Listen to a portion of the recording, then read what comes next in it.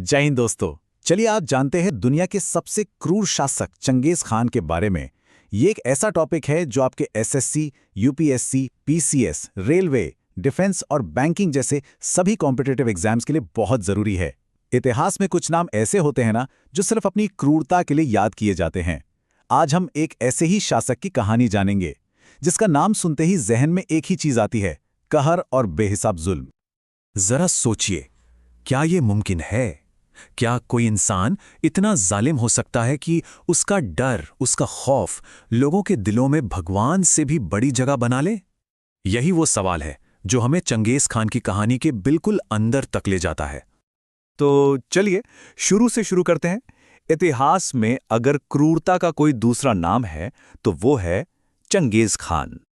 Genghis Khan Mongolia का वो शासक था जिसके कारनामों की कहानियां आज भी लोगों के रोंगटे खड़े कर देती हैं।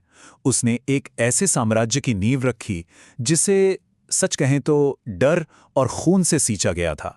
लेकिन सवाल ये है कि उसकी क्रूरता किस हद तक थी? आखिर ऐसा क्या हुआ था जिसने एक इंसान को इतना बेरहम बना दिया? चलिए देखते हैं। ये शब्द खुद चंगेज खान के थे। ये हुक्म उसने मध्य एशिया में एक शहर को तबाह करते वक्त दिया था। ये सिर्फ एक आदेश नहीं था, ये उसकी नफरत की इंतहा थी। और इस भयानक कत्लेआम की वजह जानकर आप हैरान रह जाएंगे। वजह थी सिर्फ उसके एक दामाद की हत्या।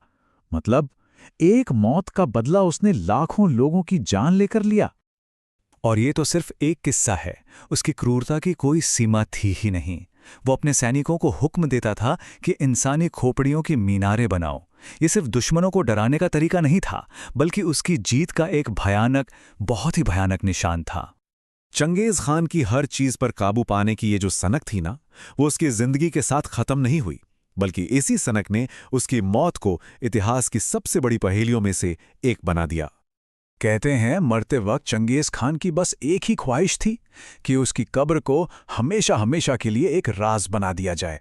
वो नहीं चाहता था कि दुनिया में किसी को भी पता चले कि उसे कहाँ दफनाया गया है। और इस ख्वाहिश को पूरा करने के लिए जो किया गया वो सुनना भी मुश्किल है। सबसे पहले करीब 2000 गुलामों से उसकी कब्र बनवाई गई और फिर उन सभी गुलामों को मार दिया गया। लेकिन बात यहीं खत्म नहीं हुई। जिन सैनिकों ने उन गुलामों को मारा, उन्हें मारने के लिए एक दूसरी फौज भेजी गई और आखिर में उस दूसरी फौज को भी दरबार पहुंचते ही मौत के घाट उतार दिया गया। कुल मिलाकर 7000 से भी ज्यादा जानें गईं सिर्फ एक कब्र का राज छिपाने के लिए। सोचिए जरा।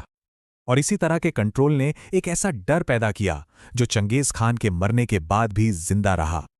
चंगेज खान का खौफ लोगों के दिलों और दिमाग पर इस कदर हावी हो चुका था कि वो उनके लिए अब सिर्फ एक बादशाह नहीं रह गया था, बल्कि उससे कहीं ज्यादा बन चुका था।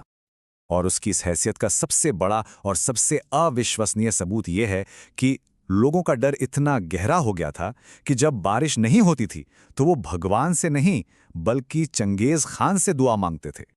तो आखिर में सवाल फिर वही आता है कि क्या था चंगेज खान? एक महान साम्राज्य बनाने वाला शासक या फिर इंसान के रूप में एक शैतान?